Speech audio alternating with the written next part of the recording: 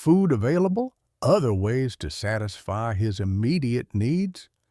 But in his physical discomfort and emotional exhaustion, he made what seemed like the easiest choice, trading away his most precious possession for temporary satisfaction. It was the ancient equivalent of selling one's soul for immediate gratification. Jacob pressed his advantage, insisting that Esau swear an oath to make the transaction official. "Swear to me first," he demanded, and Esau complied without hesitation. The oath made the transfer of birthright legally binding, according to the customs of their time. With those words, Esau forfeited not just his inheritance, but his role in God's covenant plan. What had been his by right of birth was now Jacob's by right of purchase, though the purchase price was absurdly low and the circumstances were ethically questionable. The biblical account states simply that Esau ate and drank, got up and left, and so Esau despised his birthright. This final observation reveals the deeper spiritual problem. Esau's willingness to trade his birthright wasn't just a moment of weakness, but a reflection of his fundamental attitude toward spiritual things. He despised what he didn't understand, valued what was immediate over what was eternal, and prioritized physical satisfaction over spiritual responsibility. The writer of Hebrews would later describe Esau as godless and warn believers not to be like him, someone who, for a single meal, sold his inheritance rights as the oldest son. The New Testament perspective makes clear that Esau's choice was not just foolish, but spiritually disastrous, representing the attitude of those who trade eternal values for temporary pleasures. From Jacob's perspective, this transaction represented the fulfillment of his lifelong ambition. From birth, he had grasped at what belonged to his brother, and now he had finally obtained it through clever negotiation. He had gotten what he wanted, but the method he used would have consequences that would pursue him for decades. His manipulation of his brother's weakness revealed character flaws that would repeatedly create problems in his relationships and circumstances. The birthright transaction also reveals important truths about both brothers' understanding of God's purposes. Esau demonstrated that he had no real comprehension of the spiritual significance of his position as firstborn. He saw the birthright only in material terms and was willing to trade it away when it seemed inconvenient. Jacob, while understanding the value of what he was obtaining, showed that he believed God's purposes could be advanced through deception and manipulation, rather than through faith and patience. Neither brother at this point in their lives demonstrated mature faith or proper understanding of how God works. Esau was careless with sacred things, while Jacob was grasping and manipulative in pursuing them. Both would need to learn important lessons about God's character, His methods, and His timing before they could become the people God intended them to be. The stew itself became symbolic of the whole transaction. It was called red stew, and Esau came to be known as Edom, meaning red, connecting his name forever with this moment of poor judgment. The red color would remind future generations of the day when immediate appetite overcame eternal wisdom, when physical hunger proved stronger than spiritual discernment. This incident also highlights the role of circumstances in revealing character. Under pressure, when tired and hungry people often reveal their true priorities and values. Esau's quick willingness to trade his birthright showed that he had never really valued it highly. Jacob's opportunistic approach revealed his lifelong pattern of seeking to gain advantage through clever maneuvering rather than direct action. The long-term consequences of this transaction would extend far beyond these two individuals. Jacob's acquisition of the birthright meant that the covenant promises would flow through his lineage rather than Esau's. The 12 tribes of Israel would descend from Jacob, while Esau would become the father of the Edomites, who would have a complex and often antagonistic relationship with Israel. Throughout biblical history, God's prophecy that the older would serve the younger was being fulfilled, but through human choice and consequence rather than divine coercion. God had declared what would happen, but he allowed it to occur through the free choices of the individuals involved.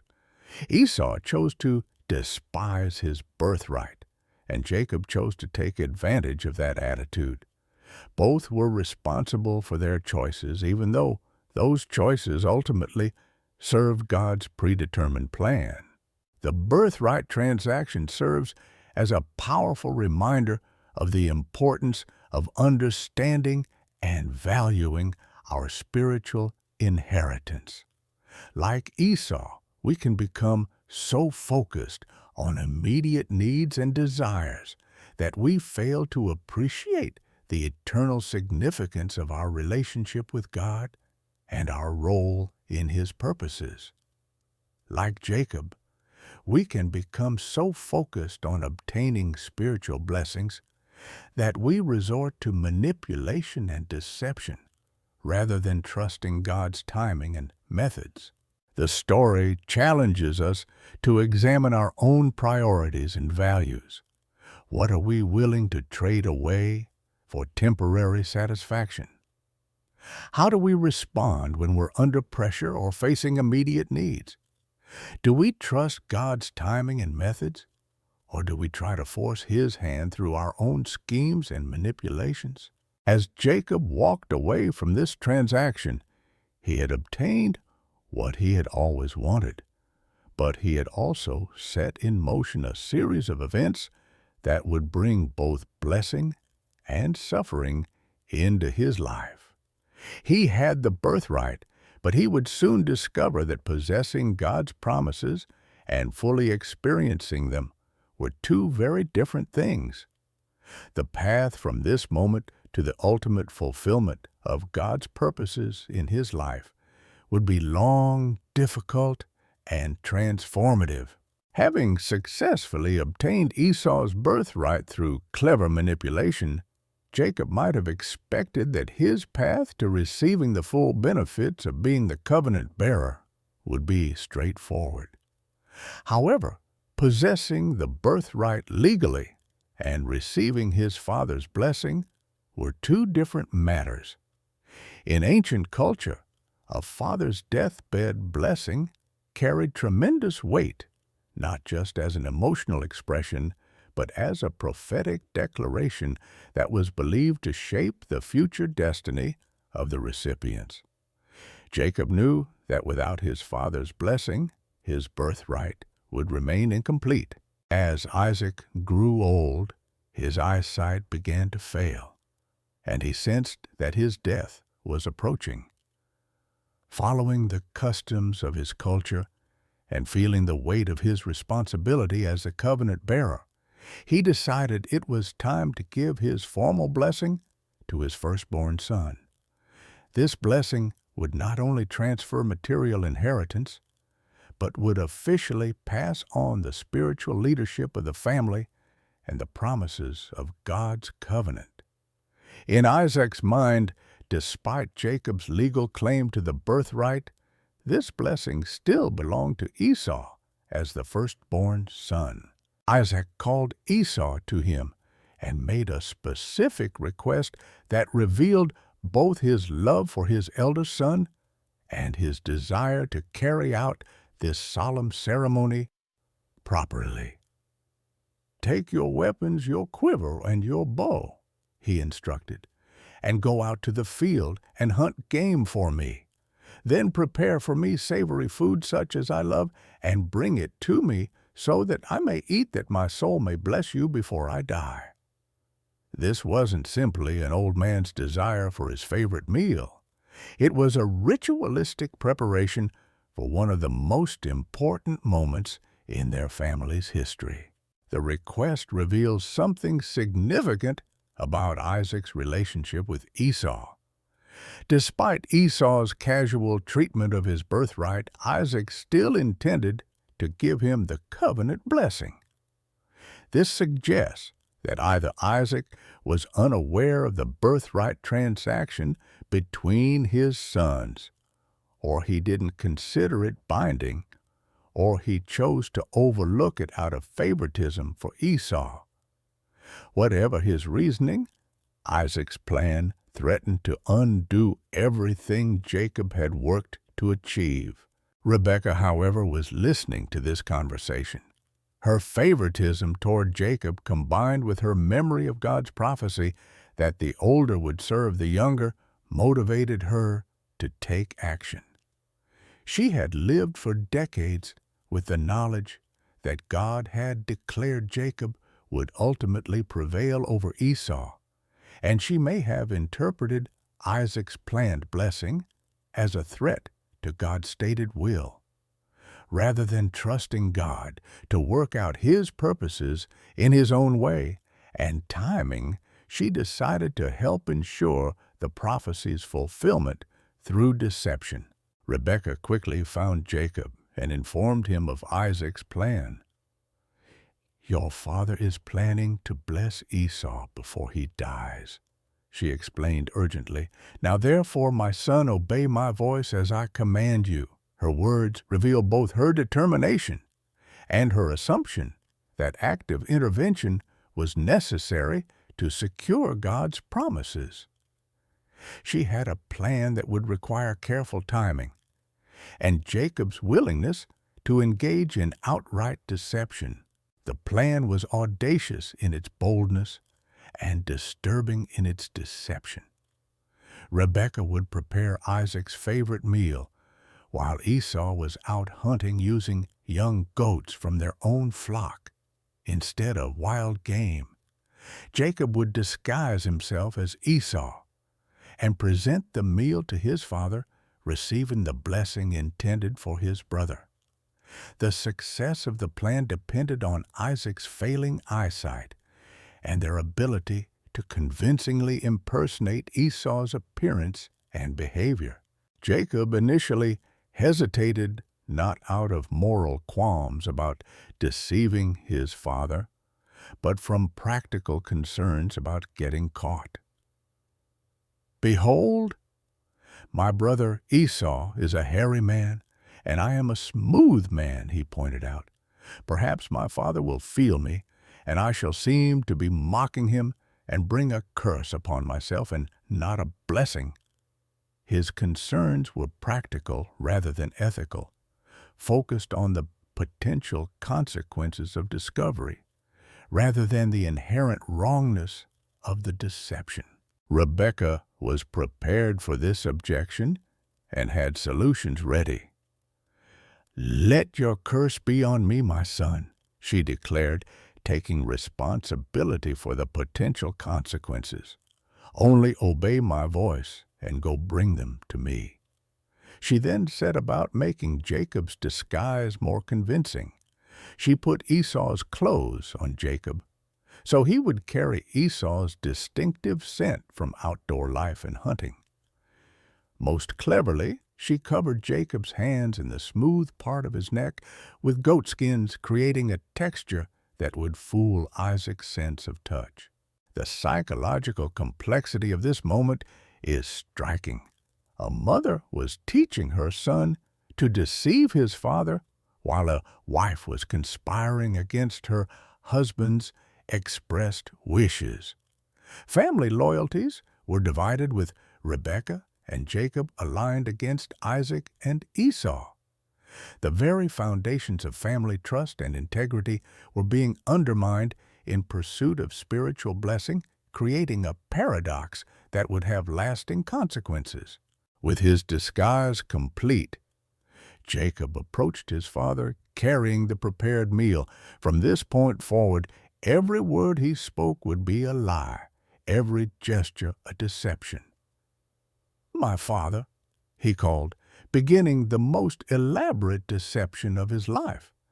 When Isaac responded, Jacob claimed to be Esau and announced that he had completed the hunting task and prepared the requested meal. Isaac was immediately suspicious. The voice didn't sound quite right, and the timing seemed too quick for a successful hunting expedition. "How is it that you have found it so quickly, my son?" he asked. Jacob's response reveals how thoroughly he was willing to involve God in his deception. "Because the Lord your God granted me success," he claimed, attributing his deceit to divine assistance. This statement is particularly troubling because it shows Jacob's willingness to use God's name to validate his lies. He wasn't just deceiving his father about his identity. He was claiming that God had blessed his deception. This represents a fundamental misunderstanding of God's character and methods. While God had indeed promised that Jacob would prevail over Esau, Jacob assumed that this justified using any means necessary to achieve that end. Isaac remained suspicious and called Jacob closer for physical examination. "Come near, that I may feel you, my son, to know whether you are really my son Esau or not," he requested. This was the crucial test of the disguise. Jacob approached knowing that discovery would mean disgrace and possibly his father's curse instead of blessing. When Isaac felt Jacob's hands covered with goatskin, he was puzzled but seemed convinced by the physical evidence. "The voice is Jacob's voice, but the hands are the hands of Esau," he mused aloud. The disguise was working, but Isaac's doubt lingered. He asked directly, "Are you really my son Esau?" And Jacob responded with a simple but devastating lie, "I am." The meal proceeded with Isaac eating the food and drinking wine that Jacob provided. Throughout this time, Jacob maintained his deception, continuing to impersonate his brother while his father prepared to deliver the blessing that would shape their family's future. The irony is profound. Jacob was receiving a blessing through lies, while the blessing itself was meant to convey truth and divine favor. Finally, Isaac was ready to give the blessing. "Come near now and kiss me, my sugar," he requested, following the customary ritual for such occasions. When Jacob kissed his father, Isaac smelled the outdoor scent of Esau's clothes and seemed finally convinced of his son's identity. What followed was one of the most significant blessings in biblical history, obtained through one of the most elaborate deceptions. The blessing Isaac pronounced over Jacob, believing him to be Esau, was both beautiful and prophetic. "See, the smell of my son is as the smell of a field that the Lord has blessed. May God give you of the dew of heaven and of the fatness of the earth, and plenty of grain and wine. Let peoples serve you and nations bow down to you. May be Lord over your brothers, and may your mother's sons bow down to you. Cursed be everyone who curses you, and blessed be everyone who blesses you." The blessing encompassed material prosperity, political dominance, and spiritual authority. It was everything Jacob had hoped for and more. The phrase, "be Lord over your brothers," specifically fulfilled the prophecy that the older would serve the younger. Jacob had achieved his goal, but the cost would prove to be enormous. The deception was complete, but its consequences were about to unfold. As soon as Jacob left his father's presence, Esau returned from his hunting expedition with the game he had prepared for his father. The timing was providential from Jacob's perspective, but it would create an explosive situation that would threaten to destroy their family permanently. When Esau entered his father's tent with the prepared game, saying, "Let my father arise and eat of his son's game, that you may bless me," Isaac was confused and alarmed. "Who are you?" he asked. Esau's response, "I am your son, your firstborn," Esau, sent shock waves through Isaac as he realized what had happened. The biblical description of Isaac's reaction is powerful. Then Isaac trembled very violently. He understood that he had been deceived, that the blessing he intended for Esau had been given to Jacob. More than that, he recognized that the blessing once given could not be recalled in ancient understanding. Such a blessing carried divine authority and could not be reversed, only supplemented. Esau's reaction was even more dramatic. When he realized that his brother had stolen the blessing, he cried out with an exceedingly great and bitter cry and said to his father, "Bless me, even me also, O my father." The anguish in his words is palpable. He had lost not only his birthright, but now his blessing as well. Everything that should have been his by right of birth had been taken by his younger brother's cunning. Isaac's response revealed both his understanding of what had occurred and his recognition that it could not be undone. "Your brother came deceitfully, and he has taken away your blessing." The word "deceitfully" captures the essence of Jacob's character and methods. He had lived up to his name as a deceiver, gaining through cunning what he could not obtain through legitimate means. But Isaac also seemed to recognize a deeper truth in what had occurred. When Esau begged for his blessing to be reversed, Isaac responded, "I have made him lord over you, and all his brothers I have given to him for servants, and with grain and wine I have sustained him. What then can I do for you, my son?" There was a note of finality in his words, as if he understood that what had happened was somehow part of a larger plan. Esau's desperation was heartbreaking. "Have you but one blessing, my father? Bless me, even me also, O my father." And Esau lifted up his voice and wept. His tears represented not just personal loss, but the grief of missed opportunities, poor choices, and the consequences of treating sacred things carelessly. Isaac did give Esau a blessing, but it was far different from what Jacob had received. "Behold, away from the fatness of the earth shall your dwelling be, and away from the dew of heaven on high. By your sword you shall live, and you shall serve your brother. But when you grow restless, you shall break his yoke from your neck." This blessing acknowledged Esau's future difficulties, while also promising eventual liberation from his brother's dominance. The immediate result of this deception was the complete breakdown of family relationships. Esau harbored murderous hatred toward Jacob, planning to kill him after their father's death. Rebekah learned of this threat and realized that her scheme had endangered her favorite son's life. The family was fractured, trust was destroyed, and Jacob would soon have to flee for his life. The blessing obtained through deception had achieved its immediate purpose, but at an enormous cost. Jacob had the birthright and the blessing, but he had lost his home, his family relationships, and his security.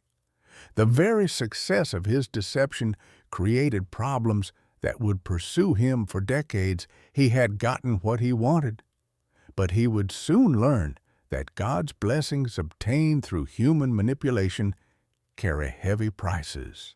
This episode reveals profound truths about the complexity of God's sovereignty and human responsibility. God had prophesied that Jacob would prevail over Esau, but he had not commanded or approved the deception used to accomplish this. The blessing was ultimately God's to give, but the methods used to obtain it reflected human weakness and moral compromise rather than divine approval. The story challenges us to consider how we pursue God's promises in our own lives. Do we trust His timing and methods, or do we try to force outcomes through manipulation and deception? Jacob's success in obtaining the blessing came at the cost of his integrity and his relationships, reminding us that how we achieve our goals is often as important as what we achieve. The irony of seeking God's blessing through deception would become a recurring theme in Jacob's life. He would discover that the God who had promised to bless him was also committed to transforming his character, and that transformation often comes through facing the consequences of our choices. Jacob had won the blessing, but his real spiritual journey was just beginning. The immediate aftermath of Jacob's deception created a crisis that threatened not only his relationship with Esau, but his very survival. Esau's rage was so intense that he was planning fratricide, waiting only for their father's death before taking revenge. The blessing had been obtained, but the cost was becoming clear.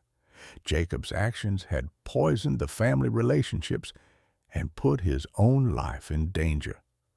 The home that had sheltered him for decades was no longer safe, and the brother he had grown up with had become his mortal enemy. Rebekah, who had orchestrated the deception, now faced the consequences of her scheme. Her favoritism and manipulation had succeeded in securing the blessing for Jacob, but it had also created a situation where her beloved son's life was in mortal danger.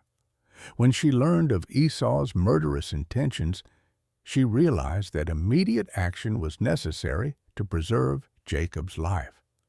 However, her solution would require another deception, this time directed at her husband Isaac. Rather than confessing her role in the previous deception or honestly explaining the danger Jacob faced, Rebekah chose to manipulate Isaac once again. She approached her husband with a complaint about Esau's marriage choices, expressing frustration about his wives, who were from the local Hittite people.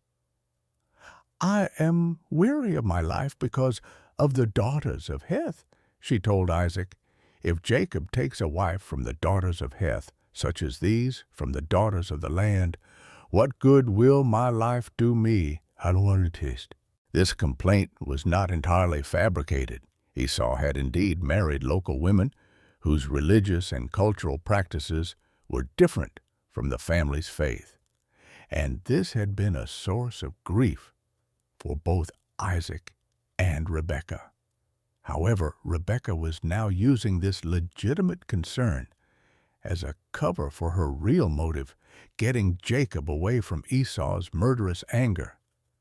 She was suggesting that Jacob should be sent away to find a wife from among their own people, just as Isaac himself had done when Abraham sent a servant to find Rebekah.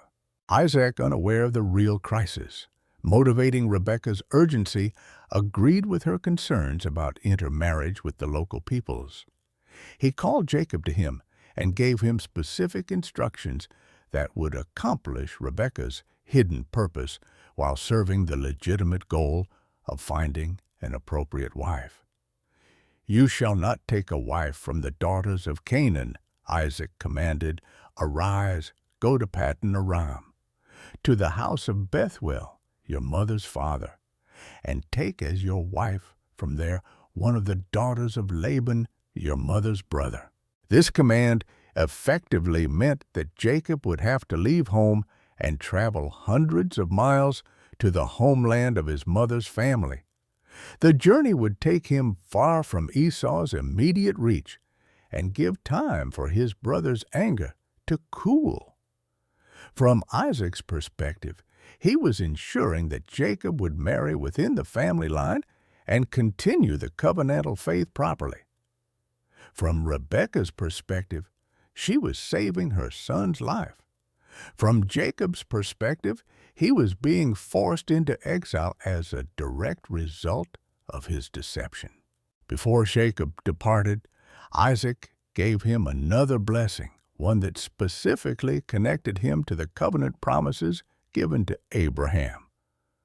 "May God Almighty bless you and make you fruitful and multiply you, that you may become a company of peoples. May He give the blessing of Abraham to you and to your offspring with you, that you may take possession of the land of your sojournings that God gave to Abraham." This blessing was significant because it officially recognized Jacob as the covenant bearer and heir to God's promises, confirming what had been obtained through deception in a more legitimate manner. The blessing of Abraham included the promises of numerous descendants, possession of the promised land, and being a blessing to all nations. By pronouncing this blessing over Jacob, Isaac was formally passing on the covenantal responsibilities and privileges that defined their family's identity and purpose. Jacob was no longer just someone who had manipulated his way into receiving blessings. He was now the official bearer of God's promises to his family line. As Jacob prepared to leave home, the full weight of his situation must have become clear to him. He had successfully obtained what he had always wanted, the birthright and the blessing. But he was leaving home as a fugitive with nothing but the clothes on his back and whatever supplies his family could provide. The son who had lived comfortably in his father's house was now facing the uncertainty and dangers of a long journey through hostile territory with no guarantee of welcome when he reached his destination. The journey from Beersheba to Paddan Aram would take Jacob through approximately 400 miles of difficult terrain, including mountains, deserts, and territories controlled by various peoples who might not be friendly to a solitary traveler. He would have to depend on the hospitality of strangers, find water and food along the way, and protect himself from both human threats and dangerous animals. For someone who had lived a relatively sheltered life among the tents, this journey represented a dramatic change in circumstances. On his first night away from home, Jacob stopped at a place that seemed unremarkable, simply a spot where he could rest safely. He had no special accommodations, no comfortable bed or familiar surroundings. Using a stone for a pillow, he lay down to sleep under the open sky, alone with his thoughts and fears about the uncertain future ahead. This humble setting would become the stage for one of the most significant divine encounters in biblical history. As Jacob slept, he had a dream that would transform his understanding of God and his own destiny. In the dream, he saw a ladder or stairway extending from earth to heaven, with angels ascending and descending upon it. This image represented a connection between the earthly and divine realms, suggesting that heaven and earth were not separated, but linked by God's active involvement in human affairs. The angel's movement up and down the ladder indicated ongoing communication and activity between God and His creation. At the top of the ladder stood the Lord Himself, and He spoke directly to Jacob with words that both confirmed and expanded the promises previously given to Abraham and Isaac. I am the Lord, the God of Abraham your father. In the ancient lands of Canaan, where the desert winds carry whispers of divine promises, and the stars tell stories of eternal covenants, there lived a man whose name would echo through the corridors of history. This is the story of Jacob, a man whose life was marked by struggle, deception, transformation, and ultimately redemption. His journey from a cunning deceiver to the father of 12 tribes would shape the destiny of an entire nation and reveal profound truths about human nature, divine grace, and the mysterious ways in which God works through imperfect people to accomplish His perfect will. To understand Jacob's story, we must first step back into the rich tapestry of his family's history. The tale begins with his grandfather Abraham, a man who heard the voice of the Almighty calling him to leave everything familiar behind and venture into an unknown land with nothing but a promise. Abraham, originally called Abram, was chosen by God to become the father of many nations, a blessing that would extend to all the peoples of the earth.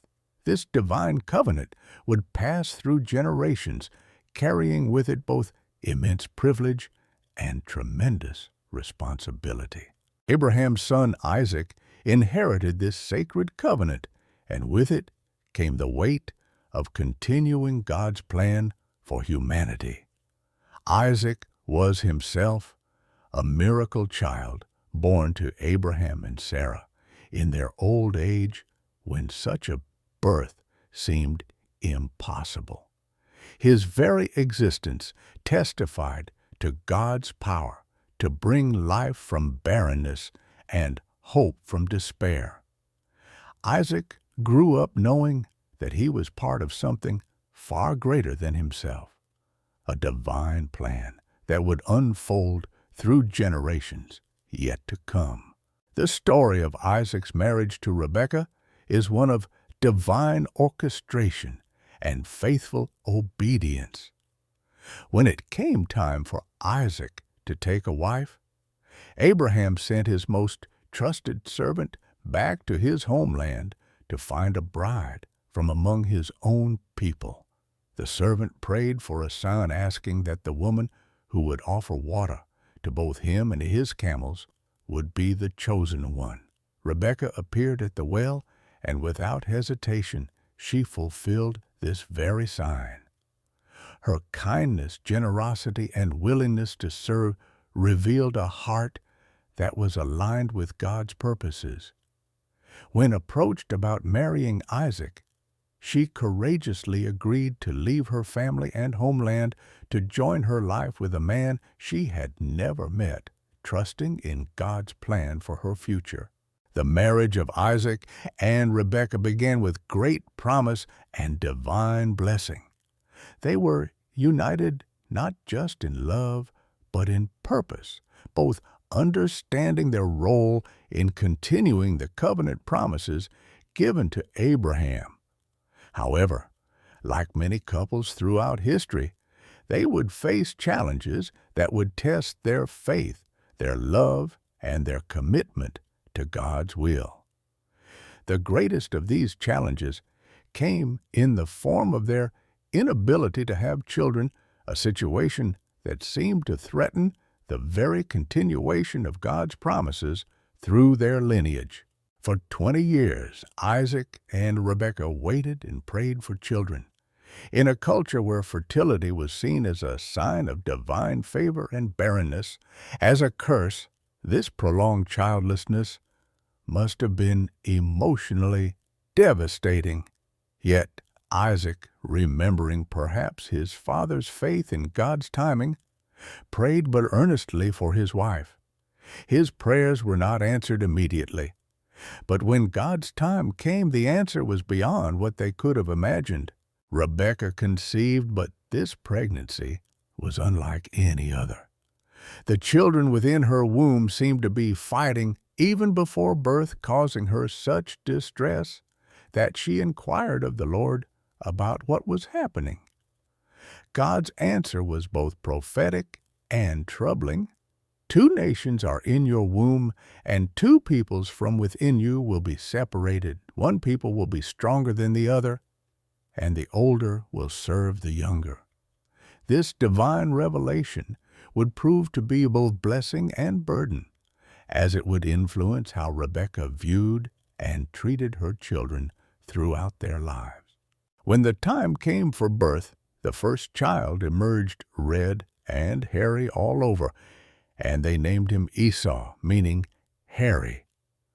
Close behind him came his brother, grasping Esau's heel with his tiny hand, and they called him Jacob, meaning he grasps the heel, or more figuratively, deceiver or supplanter.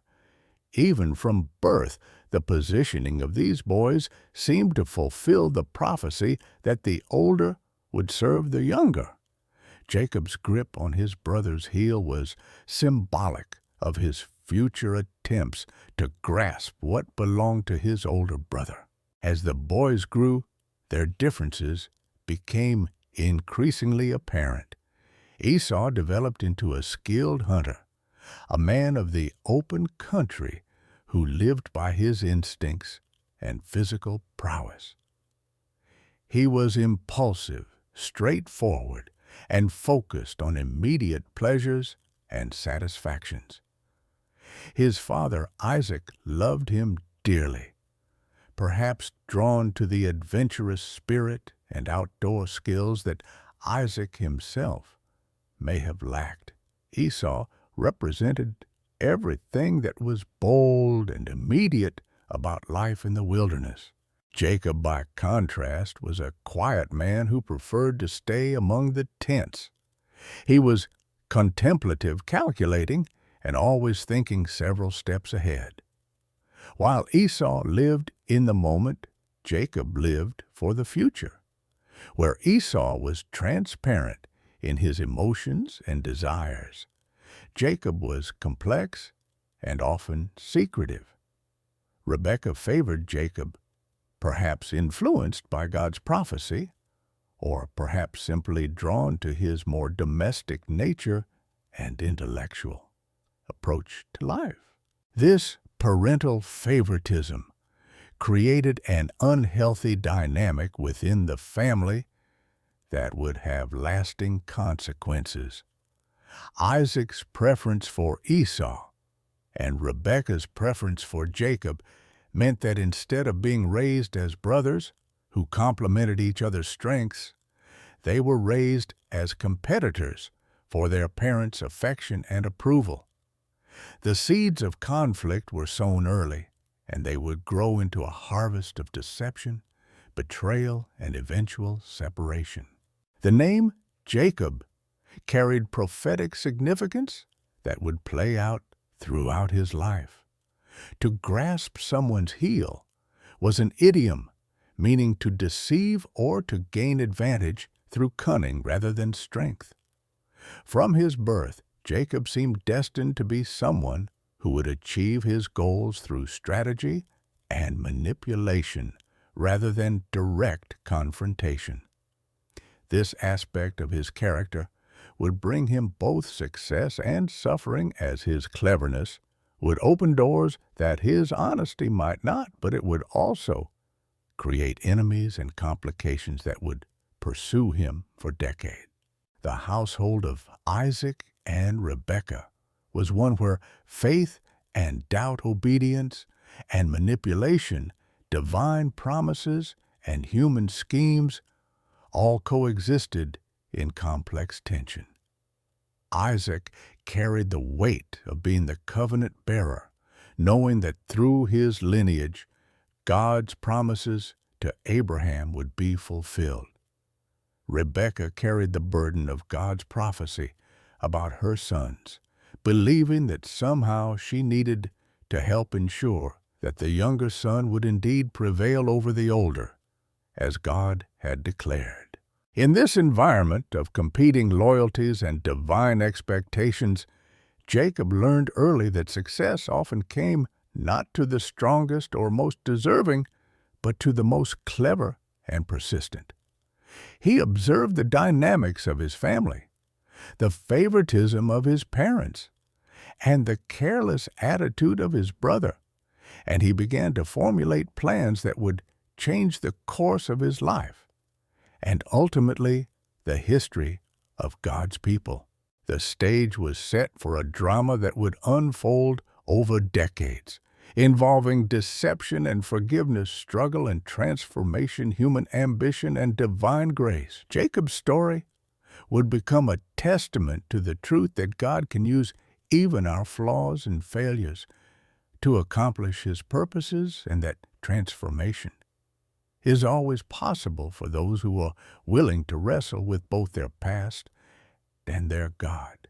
As we prepare to delve deeper into Jacob's journey, we see in this introduction the themes that would dominate his life: the tension between human effort and divine sovereignty, the consequences of favoritism and competition within families, the power of names and prophecies to shape destiny, and the mysterious ways in which God works through imperfect people to fulfill perfect plans. Jacob's story is ultimately not just about one man's journey from deception to integrity, but about how God shapes individuals and nations according to His will, often using the very characteristics that seem most problematic to accomplish His greatest purposes. The relationship between Esau and Jacob was complex, from the beginning shaped by their different temperaments, their parents' favoritism, and the prophetic word that had declared the older would serve the younger. As they grew into young men, these underlying tensions would crystallize into specific conflicts that would alter the trajectory of both their lives forever. The concept of birthright in ancient Near Eastern culture was far more than a simple inheritance arrangement. The birthright, or primogeniture, was a sacred trust that carried with it not only material benefits, but spiritual responsibilities and divine promises. The firstborn son was entitled to a double portion of the father's inheritance, but more importantly, he became the spiritual leader of the family, responsible for maintaining the family's relationship with God and for ensuring that divine covenants and promises were passed on to future generations. In Isaac's family, this birthright carried even greater significance because it was directly connected to God's covenant with Abraham. The promises of land descendants, as numerous as the stars, and being a blessing to all nations, were not just material promises, but spiritual realities that would shape the course of human history. The birthright holder would be the channel through which God would continue His redemptive plan for humanity. This made Esau's casual attitude toward his birthright not just foolish, but spiritually catastrophic. The incident that would change everything had happened on what seemed like an ordinary day. Esau had been out hunting, engaging in the physical activity that he loved and excelled at. Hunting in the ancient world was not a leisure activity, but a necessary skill for survival, providing meat for the family and protecting them from dangerous animals. It was demanding work that required skill, patience, and physical endurance. On this particular day, Esau had been unsuccessful in his hunt and returned home exhausted and famished. Jacob, meanwhile, had been at home preparing a meal. The text tells us he was cooking lentil stew, a nutritious and filling dish that was common fare in ancient times. The aroma of the cooking stew filled the air, and when Esau arrived home weak from hunger and physical exhaustion, the smell of food became irresistibly appealing. His body's immediate needs overwhelmed any consideration of long-term consequences. "Let me eat some of that red stuff," Esau demanded, "for I am famished." His words reveal not just physical hunger, but a complete focus on immediate gratification. He didn't even identify the stew properly, calling it simply red stuff, showing how his physical needs had overwhelmed his rational thinking. This moment of weakness would cost him more than he could have imagined. Jacob, ever the strategist, saw opportunity in his brother's desperation. Instead of simply sharing the meal with his hungry brother, as family loyalty and basic kindness would suggest, Jacob saw a chance to gain something he had always wanted, the birthright that belonged to Esau by virtue of being born first. "Sell me your birthright first," Jacob proposed, making his offer sound like a reasonable business transaction rather than exploitation of someone in distress. The tragedy of this moment lies not just in Jacob's manipulation, but in Esau's response.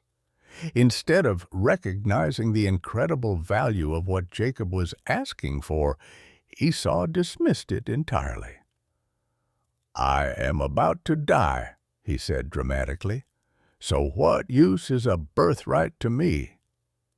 His words reveal a fundamental misunderstanding of what the birthright represented. He saw it as something abstract and future-oriented, irrelevant to his immediate physical needs. He failed to understand that the birthright was his connection to God's eternal purposes and promises. This wasn't actually a life-or-death situation. Esau was hungry and tired, but he wasn't literally dying of starvation. There would have been other food available, other ways to satisfy his immediate needs.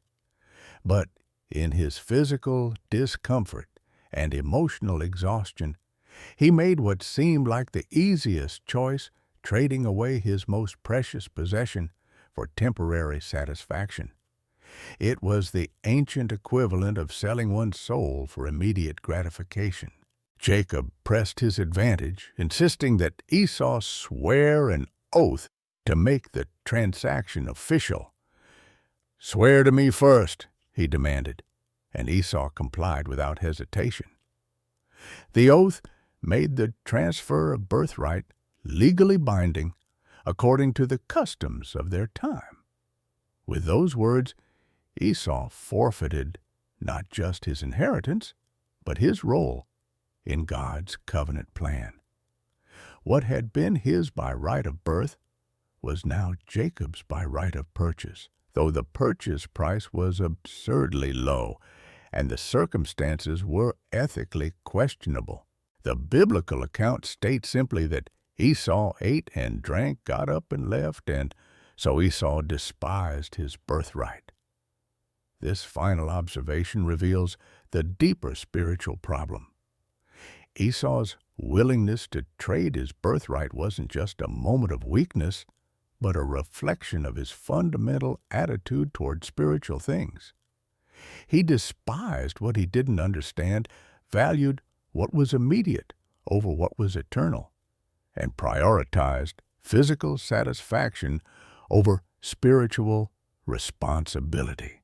The writer of Hebrews would later describe Esau as godless, and warned believers not to be like him, someone who, for a single meal, sold his inheritance rights as the oldest son. The New Testament perspective makes clear that Esau's choice was not just foolish, but spiritually disastrous, representing the attitude of those who trade eternal values for temporary pleasures. From Jacob's perspective, this transaction represented the fulfillment of his lifelong ambition. From birth, he had grasped at what belonged to his brother, and now he had finally obtained it through clever negotiation. He had gotten what he wanted, but the method he used would have consequences that would pursue him for decades. His manipulation of his brother's weakness revealed character flaws that would repeatedly create problems in his relationships and circumstances. The birthright transaction also reveals important truths about both brothers' understanding of God's purposes. Esau demonstrated that he had no real comprehension of the spiritual significance of his position as firstborn. He saw the birthright only in material terms and was willing to trade it away when it seemed inconvenient. Jacob, while understanding the value of what he was obtaining, showed that he believed God's purposes could be advanced through deception and manipulation, rather than through faith and patience. Neither brother at this point in their lives demonstrated mature faith or proper understanding of how God works. Esau was careless with sacred things, while Jacob was grasping and manipulative in pursuing them. Both would need to learn important lessons about God's character, his methods, and his timing before they could become the people God intended them to be. The stew itself became symbolic of the whole transaction. It was called red stew, and Esau came to be known as Edom, meaning red, connecting his name forever with this moment of poor judgment. The red color would remind future generations of the day when immediate appetite overcame eternal wisdom stronger than spiritual